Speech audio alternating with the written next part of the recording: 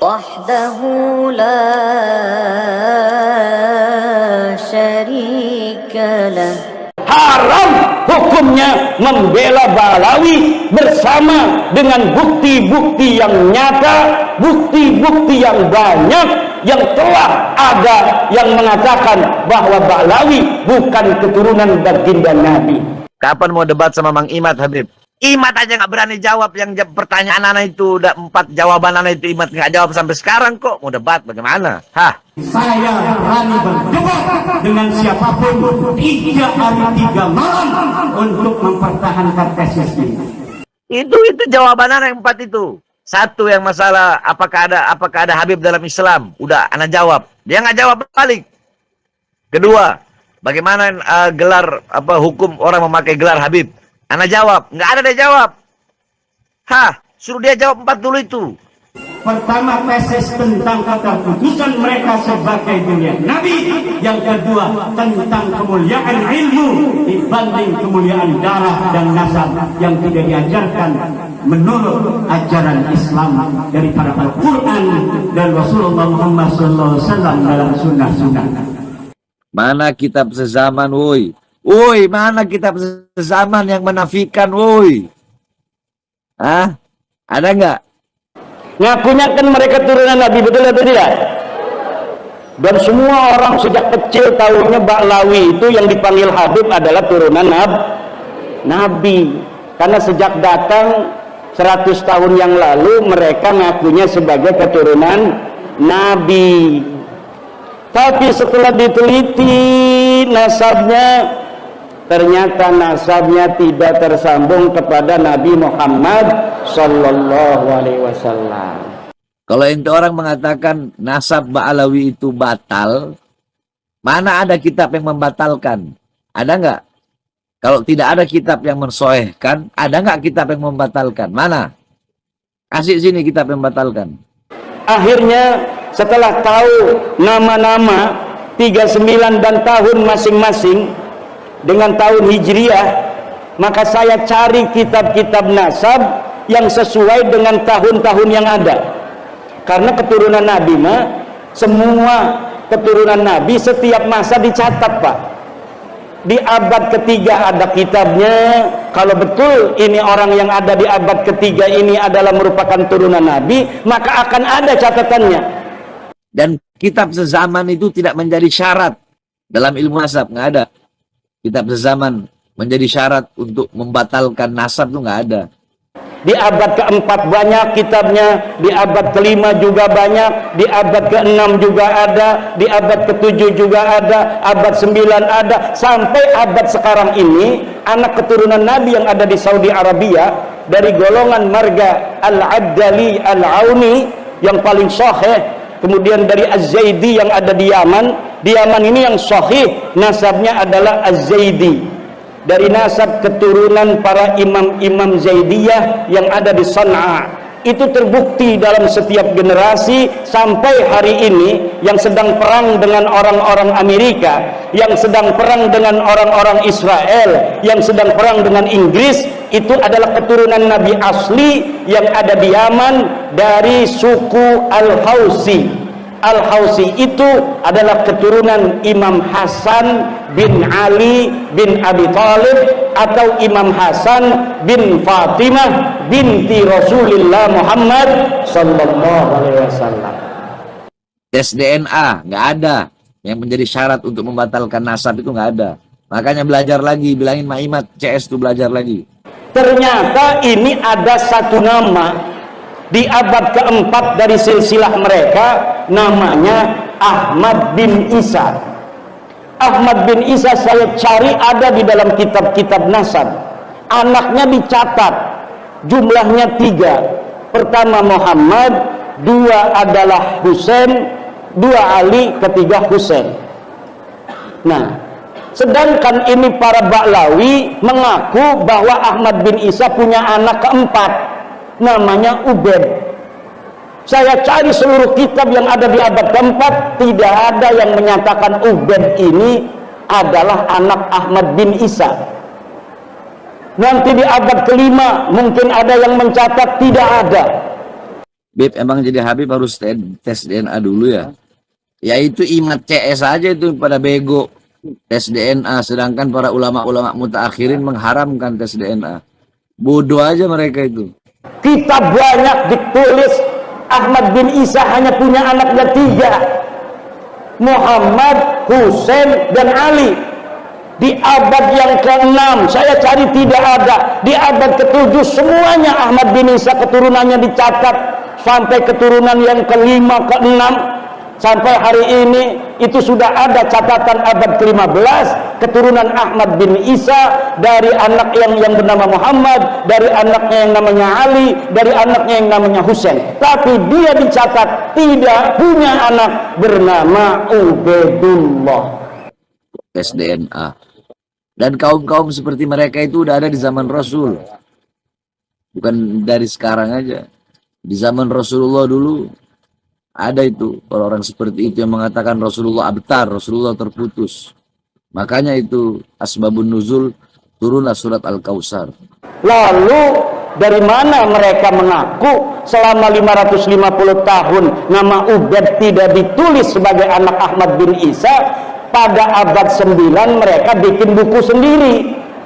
Ubaidillah bukan cucu Rasulullah, iya nggak apa-apa, terserah Allah.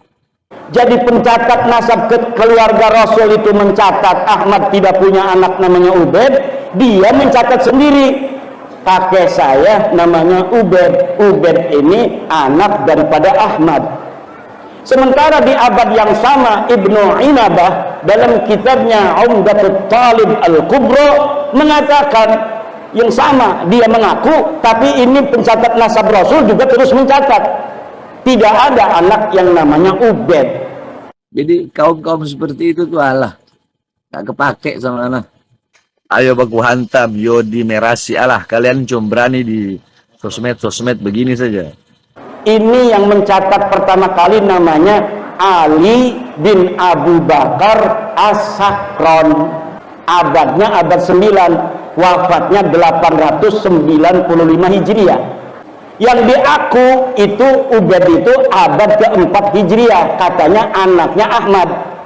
Sementara seluruh kitab dari mulai abad ke-4 Hijriah sampai ke-9 tidak ada yang mencatat Ubaid sebagai anaknya Ahmad. Nanti saya hantam sekali baru patah tulang rusuk baru tahu rasa. Baru pengakuannya pada tahun 895 Masehi, 895 Hijriah. Tapi demi kebenaran maka saya sampaikan, kalau ada kiai-kiai kita yang masih menggunakan kitab nasab abad 9, abad 10 yang menyatakan mereka ini ada keturunannya sampai Rasulullah, itu karena memang mulai ditulisnya pada abad 9 Hijriah, mereka ngakunya tuh pada abad 10 Hijriah. Mereka ada di Yaman. Ahmad bin Isa ini adanya di Madinah. Ahmad bin Isa ini orang Madinah. Tidak ada berita Ahmad bin Isa ini pindah ke Basrah, dari Basrah kemudian pindah ke Yaman. Tak ada. Lalu bagaimana dia sekarang ngomong Ahmad bin Isa ini pindah dari Basrah kemudian ke Yaman? Kata saya, mana buktinya? Ini buktinya, ada makamnya. Saya cari makamnya di kitab-kitab. Dia kan meninggalnya tahun 345 kata Ba'lawi. Saya cari di abad itu, abad keempat, kitab-kitab sejarah Yaman yang ditulis banyak sekali. Ibnul Athir, Ibnu Khaldun, kemudian Al-Lahaji, Musallam Al-Lahaji, banyak kitab-kitab Yaman yang ditulis. Ada nggak di sana makam namanya makam Ahmad bin Isa? Tidak ada, karena memang Ahmad bin Isa tidak pernah hijrah dari Basrah ke Hadramaut. Seperti juga tidak ada berita Ahmad bin Isa ini ada di Basrah. Yang diketahui oleh ahli sejarah, Ahmad bin Isa cucu Nabi ini asli cucu Nabi. Dia tinggalnya di kota Madinah, di kampung yang namanya Kampung Surya. Ini kitab-kitab abadnya Ahmad bin Isa mencatat begitu. dia adanya di Madinah, dia tidak pindah ke Basrah, apalagi pindah ke Hadramaut. Lalu bagaimana itu makam bisa menjadi ciri-ciri bukti bahwa Ahmad bin Isa pindah ke Yaman? Makam itu makam palsu. Makam bisa bikin Pak Lurah. Nih Pak Lurah di sini supaya ada pariwisata air. Kalau kita bikin pariwisata air di Pasena ini kan bagus nih. Jangan hanya tambak, tapi pariwisata air. Nggak bakal cepet rame. Tapi kalau bikin makam wali di sini, penyebar agama Islam pertama di tanah Sumatera, mesen batunya yang tua, di Patri itu, di Bali itu bisa ditulis, tek, tek, tek, tek. Syekh Mbah Jangkung dari Basrah, bahasanya bahasa Arab, minal Basrah ila dipasena sana salasi mi'atin hijriyatin, abad 3 Hijriah misalnya. Itu nanti orang rame, wah ada makam Syekh Mbah Jangkung asli dari Basrah. Datanglah itu orang, bukan hanya Wali Songo, sekarang Wali Mbah Jangkung yang ada di Mbah Pasena. Makam tidak bisa dijadikan sebuah bukti bahwa seseorang itu pernah ada, karena makam bisa dibikin. Tuh di Jogja hari ini 300 makam palsu semua di Jogja, namanya Baklawi semua. Apalagi ada yang di Semarang itu orang Jogja asli, namanya KRT Sumodiningrat, makamnya sudah ada, mencil biasa-biasa saja, nggak rame, di Pleret. Akhirnya dia bikin makam lagi nama yang sama di Semarang, dibikin binnya bin Baklawi, bin Toha bin Yahya Baklawi. Lah keturunannya KRT Sumodiningrat yang ada di Jogja marah. Karena apa? Karena catatan mereka sudah jelas.